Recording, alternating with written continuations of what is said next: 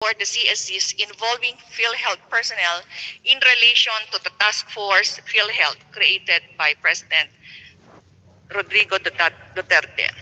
The meeting was held because the CSC was called upon to assisting the investigation in the alleged Philhealth fund scam. I wish to clarify that none of the cases before the CSC involves issues of corruption. The pending cases before the Commission are mostly administrative cases involving personnel action, which are non-disciplinary in nature. We don't handle criminal cases involving graft and corruption. I would also like to inform this august body that the CSC has been actively cooperating with the PhilHealth Task Force, and we have been providing relevant information and technical assistance needed by the task force. I have forwarded to this committee a complete list of cases involving PhilHealth personnel, which list may have been provided to you by Commissioner Lisada. For the record, I was the one who gave the instruction to give the list to Commissioner Lisada and to all the participants of the Commission's meeting. I would hardly call dissemination of the list as a suppression of information. I hope that my presence here would ultimately dispel any doubts cast against the integrity of the Civil Service Commission as an institution. And I also hope that once the task settles, those who made erroneous public statement would be confident enough to admit they have been mistaken. Thank you, Your Honor. Maraming salamat, Chairman Bala. Isang mabilis lang po na presentation, and I understand no na yung pong video and the minutes were already submitted. If I may just ask our technical group, kasi baka dito po kayo nagkaroon ng misinterpretation o ito pong nagkaka-problema tayo sa kung ano tong nangyari talaga nung nagkaroon po kayo ng meeting. Please.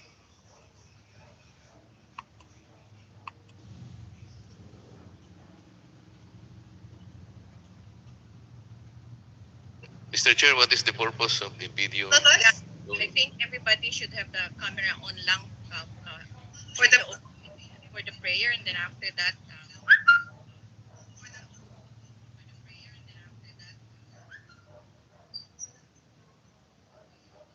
it should be given to everyone who are participating in this meeting. And I hope that this information should be within the Commission and should never be shared with the public or to whoever will be asking us yes in aid of legislation or investigation, yung mga ganon.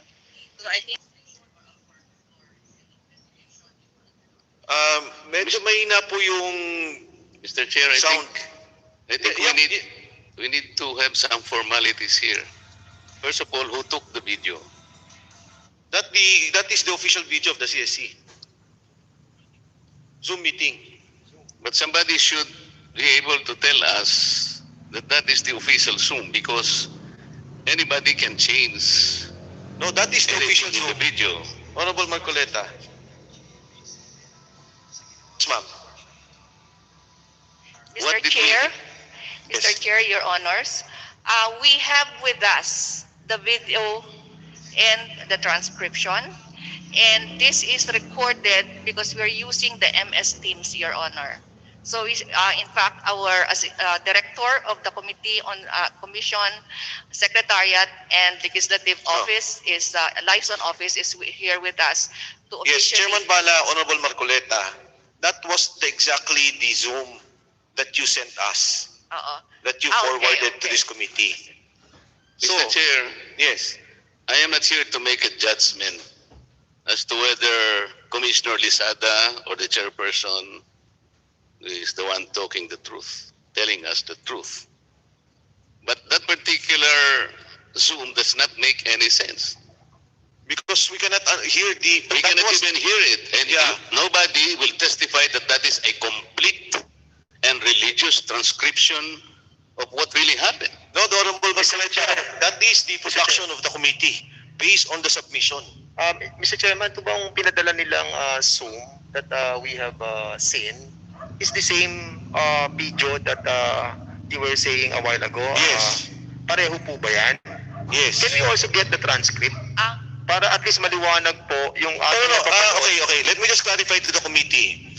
That is the official video. Now, the portion of the Philhealth hearing, that is the part. So Okay. it was not, because if we will look at the entire video, that would be how long, Honorable Chairman Bala, for 3 hours that you had that meeting? Mr. Chairman, what I'm trying to say, para magkaroon po tayo ng clarity, sa pinapanood po natin video, let's get the transcript and the portion of that what have been shown. Okay, Para ganito lang po. makita po natin yung at maintindihan Wala po po natin. wala po tayong judgment doon sa nangyari. Ang sinasabi ko lang as a fact, ito yung sinabi based on the video, unless you contest the video which you submitted. Do you contest that video? Mr. Chairman, Yes, Honorable before we Remulla. continue, have all the witnesses been put under oath? I'm sorry, you're correct. I stand corrected. May we request the ma'am, pasensya na po, but you would have to take the oath, and all the guests here in plenary at yung bago po nating guest in Zoom, if we may request you to take your oath before we continue with our proceedings. Comsec, can you conduct the administer the oath? So ordered. Can I ask all the spokespersons here in plenary, spokesperson, and those who I assume to please raise your right hand. Do you swear to tell the truth, the whole truth, and nothing but the truth before this joint congressional inquiry? So help you God. Thank you. Maraming salamat po. So sa pagpapatuloy, inuulit ko po, yung Zoom video. Factual po yun, submission nyo po yun. Of course, hindi na po natin ibibigay yung buo kasi 3 oras po ata kayo o 4 hours po yan. Yun ho yung portion sa PhilHealth. Diba? Ang nakalagay po doon that, if I'm not mistaken ma'am, and you can correct me, na let's make sure that the information, wag nating ikalat, no? Or ganyan na public. At nakalagay doon sa phrase na sinabi nyo, pati yung in aid of legislation. Mr. Chairman, Yes. as what I've said a while ago, para medyo kasi hindi nga po natin masyadong madinig kung ano yung mga sinabi.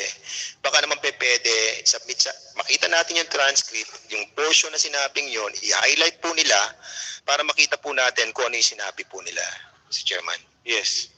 As requested by the Honorable Fernandez, can you do that for us as we are conducting? Pero yun nga po, again, it's a factual thing, no? Yun lang lumabas na video. It's up to you to reply to that. Pero yun po yung talaga narinig na yung information itago hindi itago ba? Ano bang word na ginamit nyo, ma'am? In aid of legislation, kasama ho yun. Any investigation, including in aid of legislation. As requested by the Honorable Fernandez, kindly give us the portion of that in transcript form. Mr. Chair, can we set aside first the video? I'd like to take advantage of the presence of the chairperson of the CSC because there were a lot of pending questions earlier in our hearing that were left unanswered. Thank you, Mr. Chair. Honorable Marcoleta, just for the record, so yun po yung actual video. So kung ano man po yung naging interpretation dyan, sa inyo na po yan namin iniiwan. But sinasabi mo, Chairman Bala, this morning wala po kayong ganyang intensyon.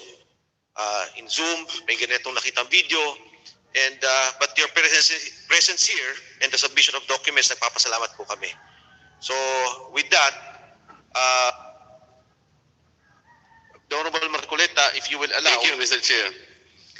Honorable Marcoleta, if you will allow. Chairperson Bala, earlier in our hearing, there came up certain awards that CSC given to certain personnel of PhilHealth, more specifically the one that created the database as well as the one who managed the information technology. It was already admitted by a particular officer of PhilHealth that those awards came from PhilHealth. I want you to confirm whether or not you really gave those awards specifically to the one who developed the IT or the database and the one managing the information technology. It is on record already. We want your confirmation. Yes, Your Honor. And annually, we have Tama na po approved- yun. Yes na lang po Yes, yun. okay. What is the basis for giving those awards? There are criteria, Your Honors. What are the criteria? I don't remember because there are three categories of awards being given. You don't remember the criteria? One is Dangal ng Bayan Award. Yes. Okay. The second is Pag-asa Award. The third is the Presidential Lingkod Bayan Award. Okay. So those are the three. Yes, Your Honor. So you don't remember the criteria for giving the awards, right? If I do remember, when it talks about the Dangal ng Bayan Award, it should be in line with the RA 6713. Pag tinanong natin, you do not remember, kasi sinabi mo, you don't remember now the criteria, Oo. para madali po tayo. Okay, yung details ho. Yeah. Yung details, wala po akong ditong dala. Okay, but earlier, President Morales of Philhealth, in the earlier hearing, also admitted that the root of corruption in Philhealth can be traced to a fragmented database, as well as the need to upgrade information technology, gadgets, and all this. That is on record. Now, it does not jive with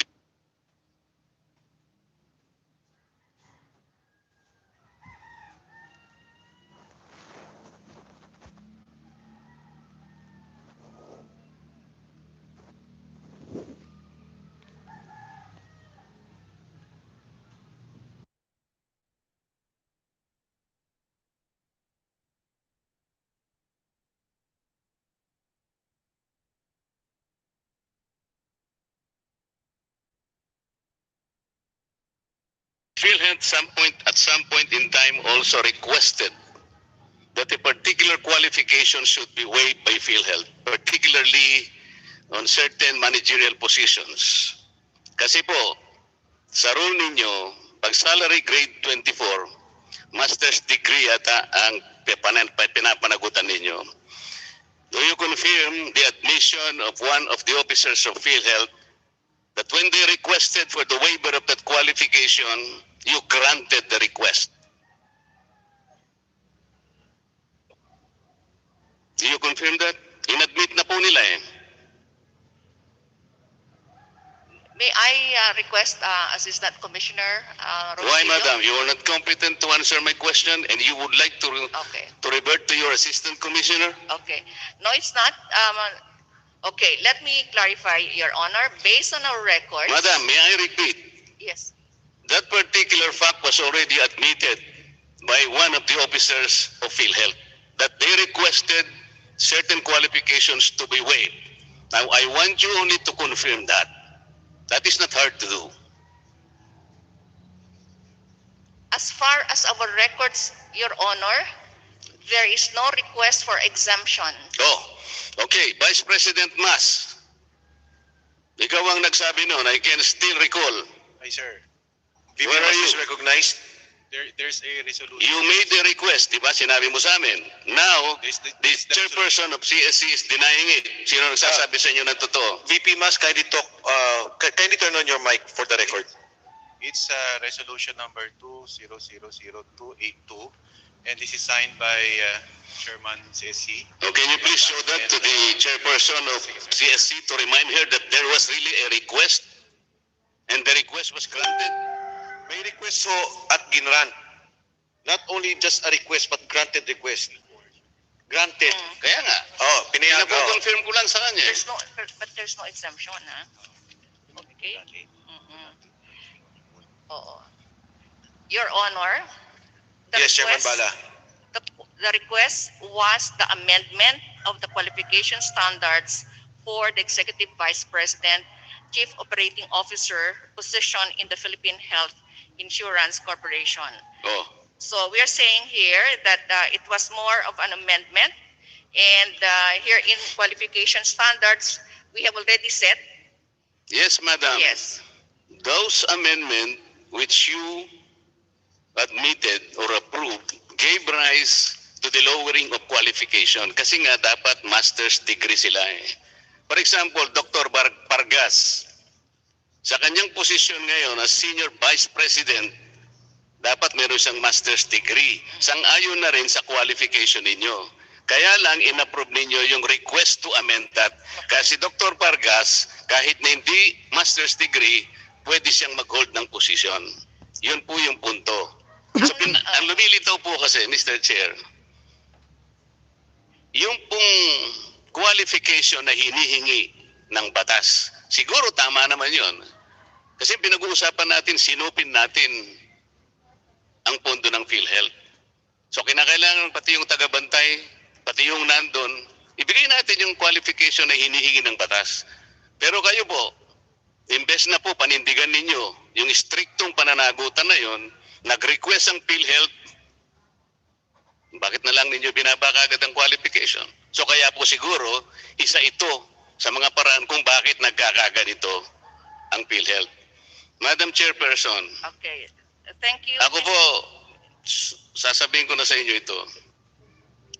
Naalala po ninyo nung nakarang budget hearing na kung saan sinabi ko sa inyo na mayroong isang principal sa Tarlac na ako mismo ang nagpakunukala para sa isuspindihin ng DepEd.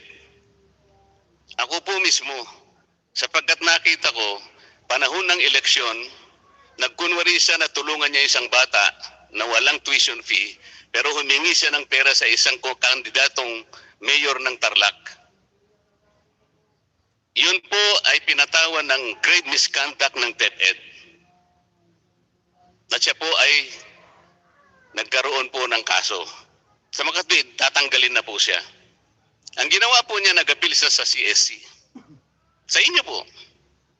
Kasi po, ang may problema naman dito, kayo, yun pong grave misconduct na nilatag ng DepEd, ginawa na lamang ninyo na simple misconduct. So ang nangyari po, sinuspindi nyo lamang ng 3 months, ayun, nakabalik na naman yung teacher. Bakit po ganun kayong magdesisyon? Nakiusap ako sa iyo, Madam Chairperson.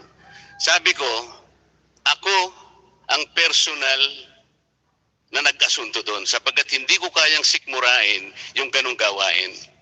Principal pa naman, hihingi ng pera sa kandidato, kunwari lang, para ipantustos kunwari doon sa bata na walang tuition fee. Pero kayo nakita ninyo, simple misconduct. Nakita ng DepEd, grave misconduct. So nakabalik po yung teacher. Hindi po ngayon nag-file ng motion for reconsideration yung abogado ng DepEd na sinungaling. Alam po ninyo nung kausap ko siya, hinihintay ko lamang po kanya na tanggapin ko yung decision ng CSC para mag-file po ako ng motion for reconsideration. Alam po ninyo nung tinetext niya ako, isang buwan na pala na nasa kanya yung motion, yung decision ninyo, pero hindi siya nag-file ng motion for reconsideration. Magkakasabwat eh. Kinausap ko po kayo. Sabi ko, kung ayaw niyang mag-file ng motion for reconsideration, ako ang magpa-file sapagkat constituents ko naman yung mga tao sa Tarlac na nagbigay sa akin ito para lamang panagutan ng teacher na yan. Anong sabi niyo sa akin? Anong sabi po ninyo sa decision ninyo? You denied my motion for reconsideration because sinabi ninyo, I have no personality to file the motion for reconsideration. Why? I am an elected official representing those people in Tarlac. I have no personality. Ito po yung problema ninyo eh. Unang-una, basahin po ninyo yung desisyon. Walang takwent-takwentang desisyon. Sasabihin ko na po sa inyo, kung sino man ang mga abogadong kinasangkapan ninyo, pinalitan ninyo grave misconduct into simple misconduct. Bakit? Ano pong tingin niyo sa ginawa ng teacher na yon? Yung paghingi ng pera sa panahon ng eleksyon, simple misconduct. Madam Chairperson, at kung ako'y mag-motion for reconsideration, sabi mo, I have no personality to file sapagkat tinrato mo lamang ako na witness. Between the words of Commissioner Lisada and your word, I think I can make a judgment already. Madam Chairperson, I am sorry, pero ito yung ayaw namin eh. Takipan na kayo ng takipan eh. On April 15, 2019,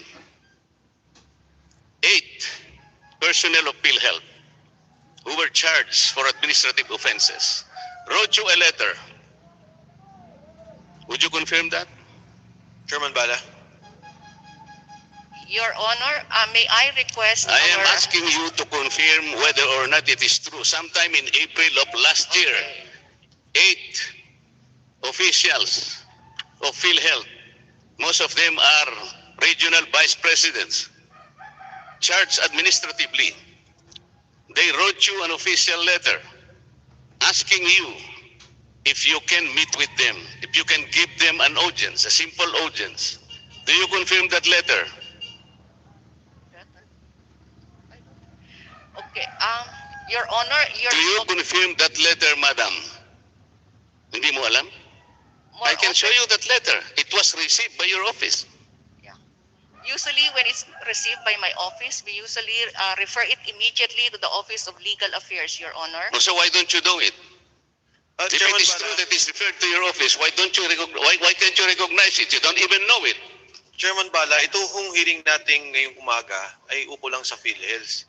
And ang thinking po namin, siyempre ho, nakaipon sa inyo lahat ng mga issues pertaining to PhilHealth. Like for example, yung request ng board.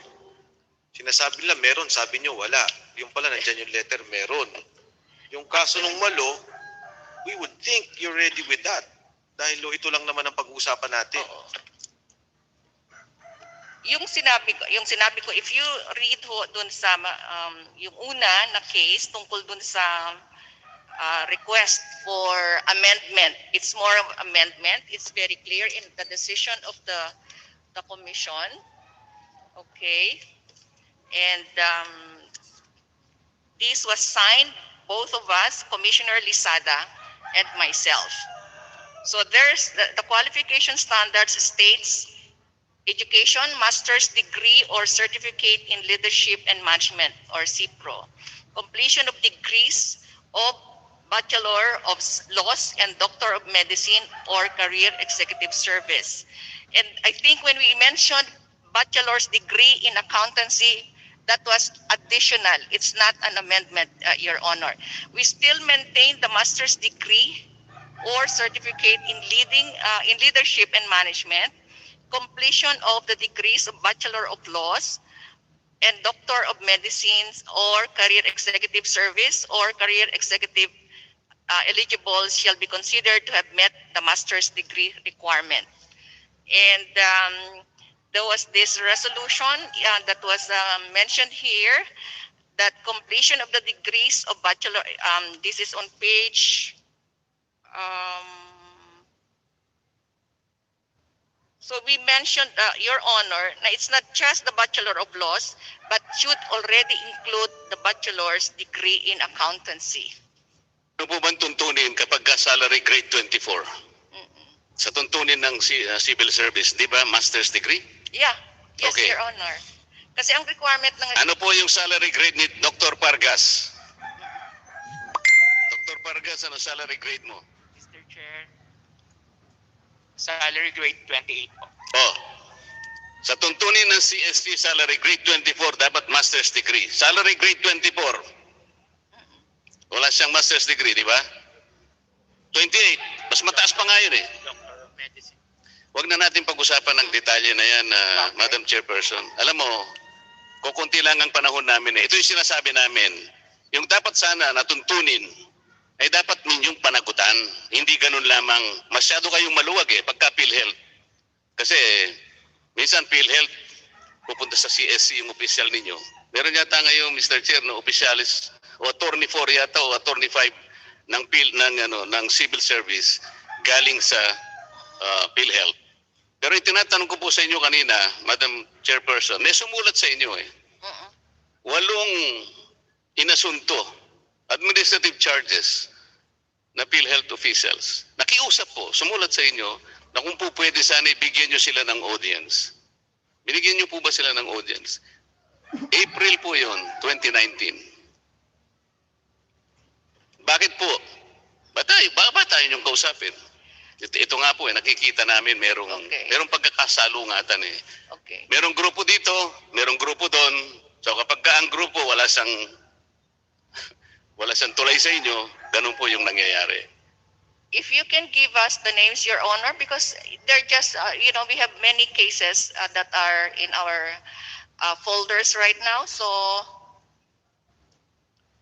who are these people? Because we have a list of the pending. Madam, ang sinasabi ko pong sulat was received by your office on April 25, 2019. Sulat po ito ng 8 Yes.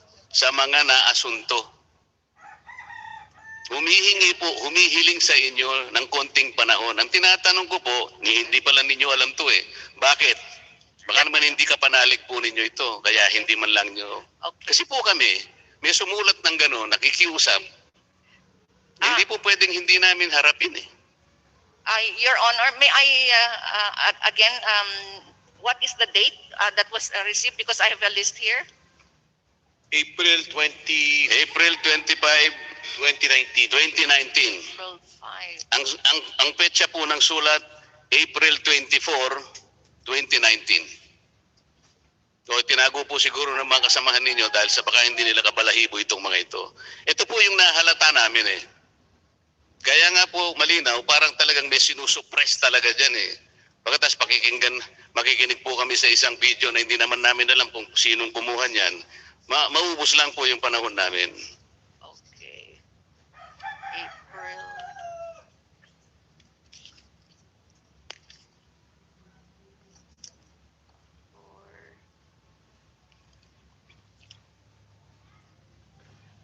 Honorable Marcoleta. Based, Your Honor, Nahanap po ninyo? all the documents that passes through me, I won't remember, especially now that you're talking about 2019. But if you can tell us, Your Honor, the names of those, because you were saying April. Mr. Chair, ako pa po ngayon ang magiging messenger. Ako pa pala ang magbibigay sa kanila ng, sa mga tweet, tinanggap ng kanilang opisina, talagang hindi inaksyonan. Malinaw naman po dito eh. Resibado eh. Yeah. At any rate, Honorable Marcoleta, maybe we can request yung po mga nagsulat na yon and the nature of yung nature nung kanilang pagsulat sa Philhealth at pwede natin i-forward through the committee. Yeah. Honorable Mr. Marcoleta, Chair, are you done? tapusin ko na lang kasi Philhealth lang naman ito. Mamaya na po sa ibang... Tungkol po doon sa hindi pag-file ng MR nung tamad na abogado ng DepEd na yon. Wala po kayong ginawa kasi ang ayaw naman yung kilalanin yung motion for reconsideration ko eh. Dininay nyo yung aking MR, kaya yung principal na yon namamayagpag. Nakabalik po. Nakabalik. Iyon po ba'y mabuti sa public service? Ang aking pong motion for reconsideration, inayawan ninyo. Ibig sabihin, ginamit nyo technicality. Meron kayong ginamit na jurisprudence, ni kesyo ni ganito. Hindi po kami magkapareho nung kasong sinight ninyo eh. I am an elected representative of the people. Nagkataon po party list ako. Nationwide po kami. Nationwide po kami. Anong sinabi po ng abogado ninyo na gumawa niyan? Wala akong personality. Can you imagine that? Mr. Chairman. Mr. Chairman. Honorable Marcoleta. Pwede mo bang pahiram sa akin yung martilyo mo para bumaba lang? Kasi pagka ganito, napakasimple po ng pinag-uusapan. Tingnan po ninyo dahil sa ginawa ninyo, nakabalik yung principal na yon. Namamayagpag. Session suspended.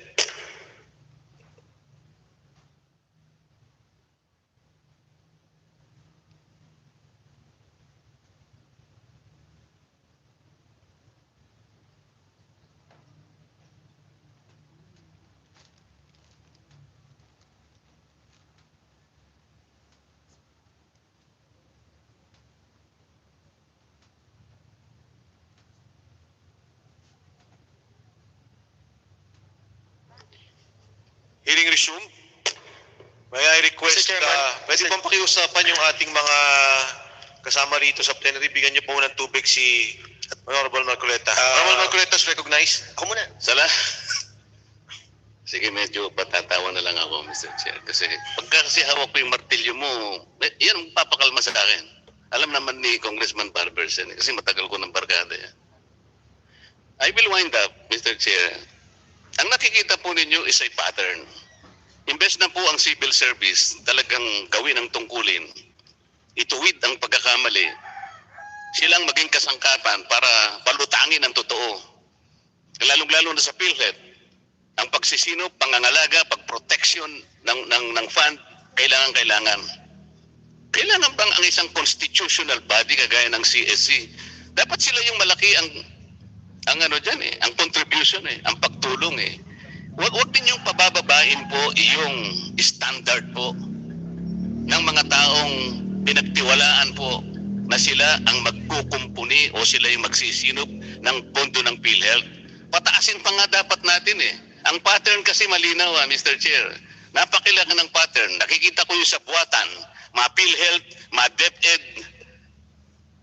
Parang yung ikagagaling, ayaw nila Yung ikagaganda ng takbo ng bureaucracy, parang ayaw nila Pati ba naman ako, tatanggihan naman ako na wala ro akong personalidad ng file ng motion for reconsideration na inilalaban ko na nga, maling-mali na nga yung principle na yun. Thank you. Yun lang po, Mr. Chair. Maraming salamat, Honorable Marcoleta. Deputy Speaker Dan Fernandez. Tatanong ko lang po sana kung since nagkaroon po kayo ng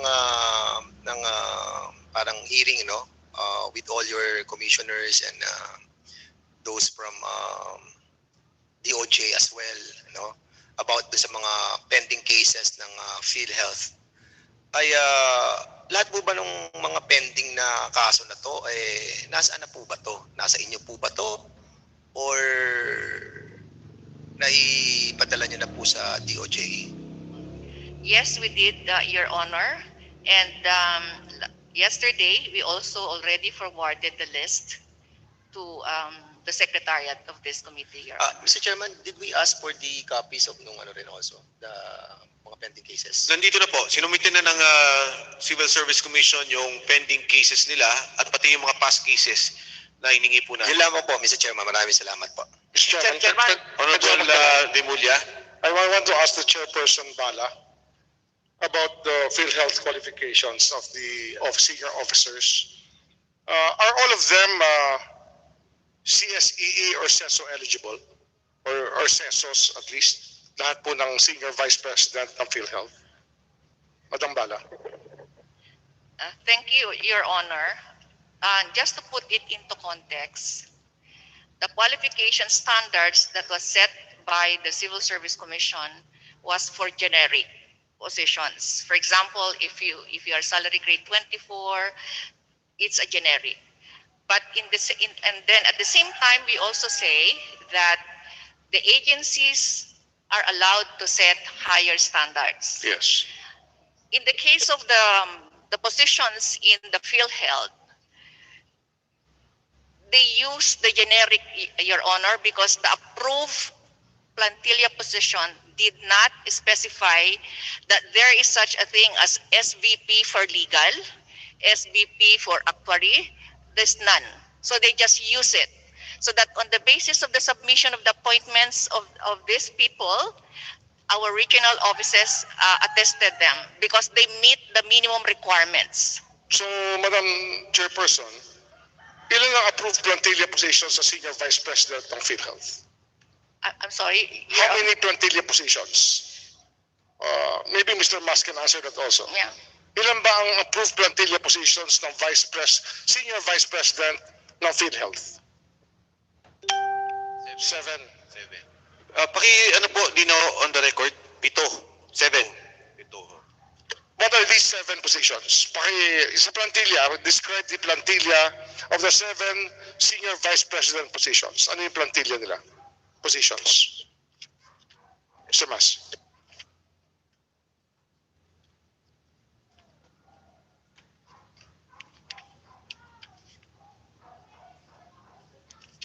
Habang tinitingnan yung, habang inaano mo, ang binanggit mo kong Bimulya, Chairman Bala. So itong mga senior vice presidents, hindi itong mga existing positions. Ginawa lang to, pero walang approval sa inyo. Based on the questions of the Honorable Rimulya. Your Honor, I said the organizational structure and the plantilla positions were approved by GCG. And the position classification, it did not spell out that there's such a thing as SVP for legal, SVP for the positions. And so therefore, they use the minimum qualification Minimum standards qualification. equivalent to the salary grade that they are entitled And the to. SVPs are salary grade 28? SVP is salary grade 28. 28. So as a salary grade 28, what are the minimum requirements of the Civil Service Commission for these persons to be able to hold on to their position or to be qualified for their position? Master's degree, Your Honor, and then if it's a practice of profession, they should be a license. Like for example, if it's a lawyer position, they should be a lawyer passer, okay. And then 5 years of experience and 120 hours of training in management. So in the case of Mr. De Rosario, what made you approve his qualification as Vice President for Legal of Philhealth? The basis, as I've said, Your Honor, it was based on a generic position title because there was no assignation that this is for the legal. Sa madaling salita, ma'am, kung ikaw ay naging direktor sa isang ahensya ng gobyerno, pagpalagay po natin na, for example, yung sa housing, dyan po ka nang galing, na legal, may 120 hours ka, abogado ka, pwede ka na maging senior vice president ng PhilHealth. That's exactly what I'm trying to say, Your Honor, because it was not spelled out in the approved plantilla that this SVP is for legal. So they used the generic qualification standards, Your Honor. So therefore, when they submit the appointments for attestation by the Civil Service Commission, it would appear that they met the minimum qualification standards. And so I think this is one of the areas, Your Honor, that probably need to be looked into when approving plantilla of agencies under GCG. They should ensure that it should be very specific. Madam Chair, I just want to ask Mr. Dennis Mas. Dennis Mas, hindi ba ikaw ang naglakad ng pag-approve ng CSC ng appointment ni SVP Del Rosario? Yung appointment yan, sir, matapos ma-issuehan ng PhilHealth Board ng resolution confirming, kasi sa PhilHealth ang appointing authorities, the board, sinasubmit ho yan ng aming Human Resource Department sa CSC. Ikaw yung sa Human Resource. Hindi Does the Human Resource Department is under yung you? manager ho namin sa Human Resource Department, si Ms. Cheryl Welan. So what do you do as management services? Hindi ba sa iyo ang Human Resources? Below, sir. Pero nagsasubmit yan sa Civil Service Commission, sa NCR, kasi yan naka-assign ng PhilHealth, yung ating Human Resource Department. So sinubmit nila ito last year, and this January, binalidate nila ang appointment ng SVP for Legal as to be compliant doon sa... No, the CSC did not affirm it as SVP for Legal, but only SVP. Tama ba yan? SVP position. So yung paggawa nyo ng posisyon ng SVP Legal, yun lang ang ginawa nyong paraan para mag-appoint kayo ng Senior Vice President. Bali yun ang lumalabas. Ito pa pala, sir, no? Kasi ka-assign ko lang dito nung VP Mas, can you please speak louder? Speak up. Naka-assign ko lang kasi dito sa MSS noong December 2017. So ni-research nga namin dito ang background kung bakit ganito yung naging qualification standards ng mga SVP position sa PhilHealth, no? And I only learned this Monday na yung PhilHealth Board of Directors pala noong 2014 nag-pass sila ng Resolution 1894. It is a resolution approving the non-station specific nature of executive and managerial positions in the corporation that was issued, prescribing that all appointments that will be made to executive managerial positions in the corporation shall be non-station specific. So, ang sinasabi mo, Mr. Mas, anybody can be appointed senior vice president without any designation or without any responsibility attributed to the position. Yes, sir. Kasi meron silang board resolution na nalaman ko lang nung Monday na ganun pala talaga yung intention. Pero gaano katagal na merong senior vice president legal ang Philhealth? How long has this practice been going on that the senior vice president for the legal sector exists in Philhealth? Gaano katagal na ito? May sagot ka, Mr. Pargas? How long?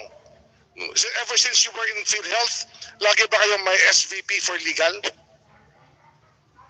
Mr. Chair, sorry sir, paki-clarify lang po. Ever since you were in Philhealth 20 years ago, meron na ba kayong SVP for legal? For legal? As far as I remember, sir, yes. SVP for legal. Pero SVP for... Honorable Rimulya, doon kasi sa batas, ang nakalagay sa even the past laws noong 1995, nagkaroon ng amenda, gagawa ang mismong board ng kanilang structure. And the structure that they have now, I think since 2013, I'm sorry, hindi 2013, since 20... There was 2007. Oh, yung 2007 structure nila is the structure that they carry until now. So, ayun nga nagiging problema. Dapat naging stricto na tayo doon pa lang sa batas, or at least yung oversight natin talaga, nakita kaagad to, na hindi na lang ganito yung nangyari na minimum requirements, kung ano nung Mr. position. Chairman, ang punto ko lang ganito, no? Basta may opening kasi ng isang posisyon sa itaas, eto na, nag-uuna na sila kung sino ilalagay na pupuno. Mr. Mas, I asked you earlier, di ba? Because you were the one who answered my question before na paano pumasa sa CSC yung appointment ni Attorney Del Rosario, ikaw ang sumagot ng tanong dati, di ba? Remember that? During that hearing?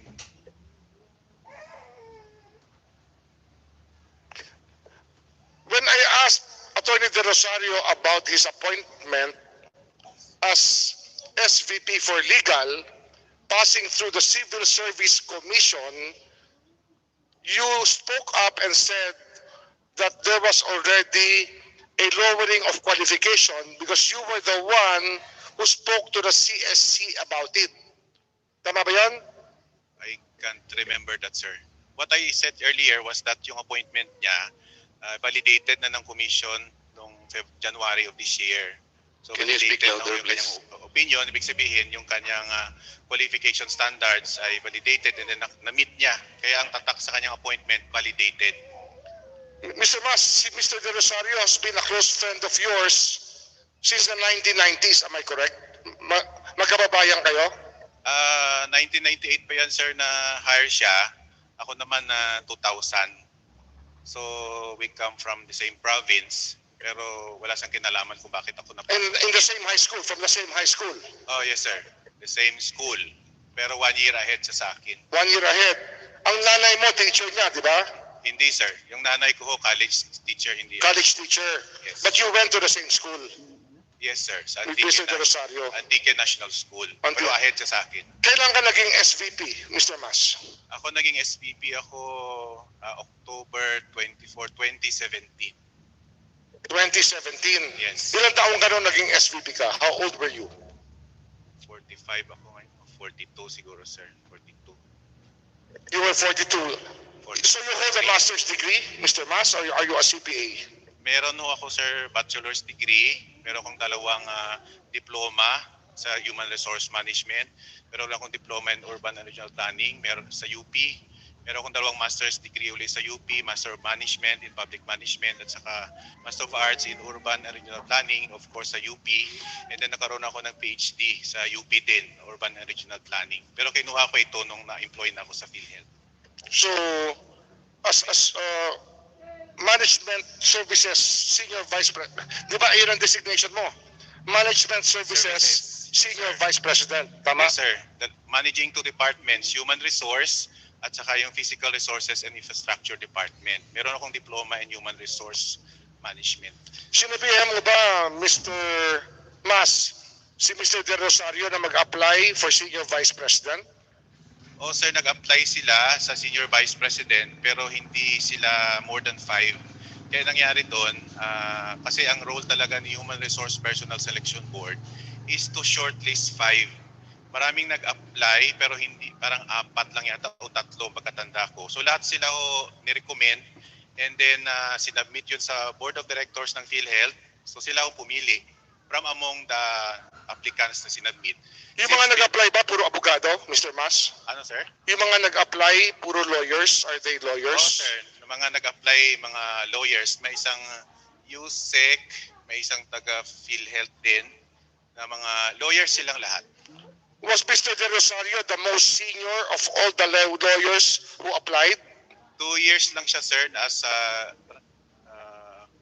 yun nga, yung hindi na ko sure kung ilang years pa lang siya naging lawyer. Pero yun naman ay dinivulge yun, no? Kasi may individual profile naman at aware naman yung board of directors na pumili sa kanila kung ano yung mga qualifications nila. Pero as to pag-deliberate at mga discussions nila, hindi na ho kami kasama doon. Board na yung pumili. Okay. Ang appointing Sir Chair, authority sa nung- PhilHealth, Mr. Chair. board of directors who has the widest Excuse me, latitude Mr. of Chair. discretion. Sir Chair. Nung maging No, before we proceed, Honorable Barsaga. Okay, thank you very much, Mr. Chair. Just a clarification, Chairperson. Ang pagkakaintindi ko kanina, sa PhilHealth, yung mga Senior Vice President generic. Meaning to say, they have the qualification for Senior Vice President. Tama ba? Tama po. Okay. Ang next question ko, Chairperson, ano ang minimum requirements for Senior Vice President? Ang minimum requirements, Your Honor, master's degree, okay, 5 years experience, 120 hours of training. At pangalawa, sa mga Senior Vice President, walang specific designation kung Senior Vice President for Legal, Senior Vice President for Finance, Senior Vice President for HRM. Wala yon, di ba? Wala po, Your Kaya Honor. ang nagdedetermine na lamang yung management ng PhilHealth kung saan sila ilalagay as Senior Vice President. Yes, Your Honor. Okay, next question. Lahat nitong mga Senior Vice President, they are career officials Yes, Your Honor. based on civil service rules. Yes. Ang tanong ko po, kung sakasakali silang magre-resign, pwede ba effective immediately? Or do they have to comply with that basic requirement at least 30 days notice as provided for under the Labor Code? Your Honor, I have our Assistant Commissioner Ronquillos recognized. ora-ora. Oo nga.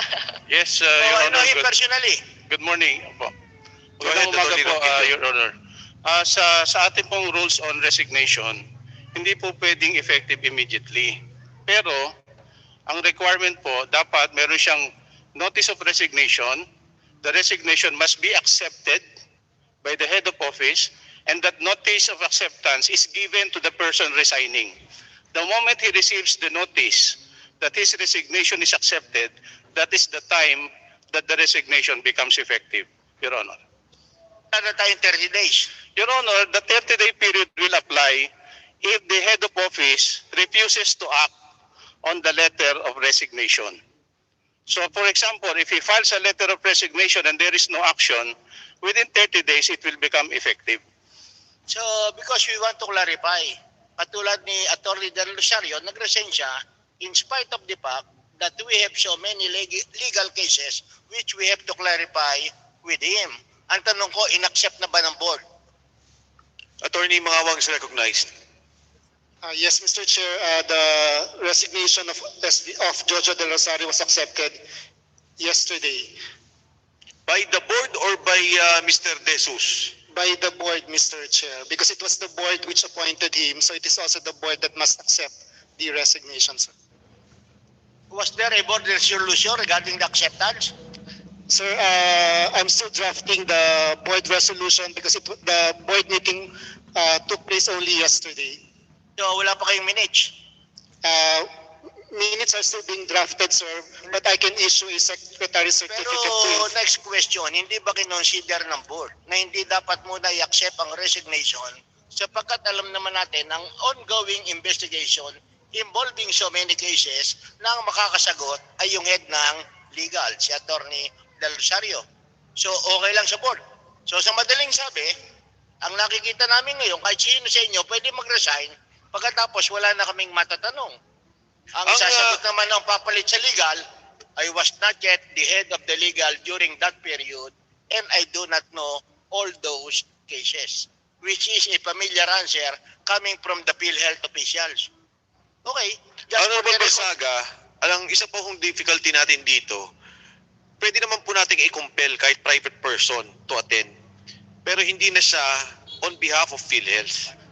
Na para bang pag nag-submit tayo sa Philhealth ng isang imbitasyon, yung kanilang leadership will be attending. At pag tinanong natin si Atty. Del Rosario, institutionally, nagre-represent siya ng opisina ng Philhealth. So ito na ngayon ho ang isang komplikasyon dito. And yes, I agree with the Honorable Barsaga. Medyo parang yung board naman ata dapat inayos muna ng tama na may ayos to. But because as I've said, no, wala na kayong leadership dito ngayon. So at any rate, Honorable Kabatbat, you were raising your, yes. Mr. Chair, may issue lang ako doon kanina sa video. Tapos na po ba tayo dito? Yes. Napanood ko kasi yung video. This is for Commissioner Lizada. Nung napanood ko yung video, kung totoong yun yung video, hindi edited, hindi unadulterated, hindi malinaw na may suppression eh. Although parang ganun ang labas, lalo na pag binasa mo sa transcript, siguro advice lang kay kay Commissioner Lizada. Next time mangyari yan, clarify that with your peers. Na ipaulit mo, pag yun pa rin ang instruction niya na illegal, you object. No, you don't go directly to whoever, to the Congress, to the media. Linawin nyo among yourselves kasi po Zoom na tayo ngayon eh. Yung kanina pinapanood ko parang biglang may nag-butt in, so hindi talaga maliwanag. Piece of advice lang kay Commissioner Lizada, Mr. Chair. Yes, okay, para isara na po itong issue ng CSC, I'd like to recognize the Honorable Commissioner Lizada in Zoom. Commissioner Lizada, you're recognized.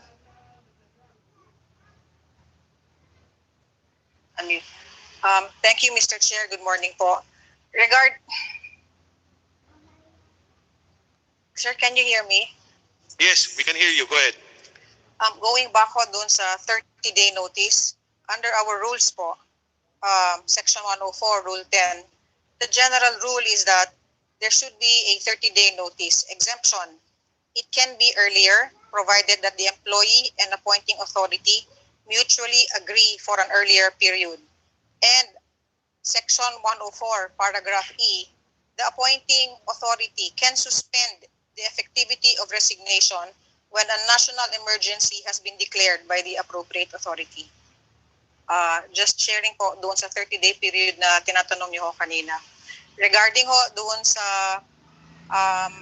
sa comment po, Mr. Chair, regarding doon sa suppression, precisely the minutes was supposed to be approved. I did not move for the approval of the minutes kasi hindi ho naka-reflect and I wanted it to work within the system.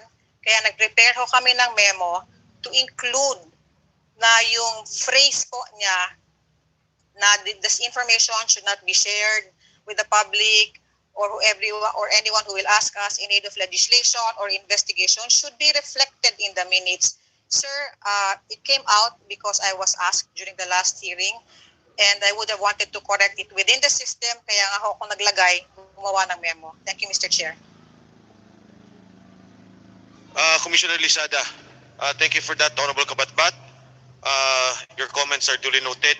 Ngayon po, pumasok na po tayo. We'd like to recognize the Honorable Garin. The Honorable Garin here. Doon po sa list natin to, no, from the last time. Nasa Zoom po ba? Okay, the Honorable Garin is not present. May I recognize the Honorable Ilago?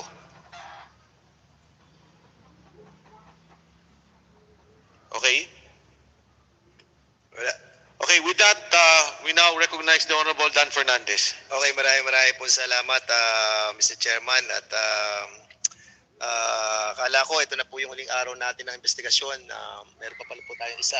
At maganda pong balita yon para na sa ganun po ay personally ay atin din maimbitahan si Secretary Duque para mabigyan po ng kalinawagan yung mga marami po nating mga katanungan. At alam niyo, Mr. Chairman, itong ating pong ginagawang investigasyon, meron pong mga anomalya externally and internally sapagkat nakita rin po natin, Mr. Chairman, that doon po sa loob ng Beats and Awards sila, meron din po tayong napansin na kakaiba. At noong nakaraang hearing po, kaya hindi na po ako nakapagsalita dahil naubos po ang oras natin. And at the same time, hinahanap po natin yung representative ng Beats and Awards. Para tayong mga tanga na naghahanap, yung pala, dito lamang po sila. Ma'am Nerissa Santiago, andito po kayo, ang ating pong chairperson. Hinahanap po namin kayo noon. Nandito lang po pala kayo, hindi kayo nagsasalita. Ba't ba nanahimik kayo noon nung hinahanap po namin yung representative ng BAC? Para bang nananahimik kayo? Bakit po ba? Good morning, Mr. Chair. Good morning po, Your Honors. Ang natatandaan ko po kasi, ang question po nun is yung pag-post sa website. Yun po kasing background. Hindi po, hinahanap po namin kung sino po yung representative ng The exact question was, sino yung members ng Beats and Awards? Yes. At nagulat po kami, Miss Santiago, na kayo na pala po, yung mismong chairperson. Nananahimik kayo. Ang tanong ko lang bakit po kayo nananahimik? Kayo po yung hinahanap namin. Hinahanap nga lang namin, representative lang eh. Pero yung chairperson, andito po pala. Ba't po kayo nanahimik nun? Pasensya na po. I apologize po. Hindi ko po na... Hindi po kayo nakikinig?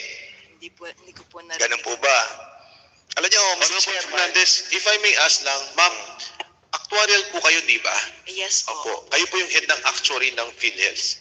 Yes po. Marami po kayong trabaho sa ginagawa dyan.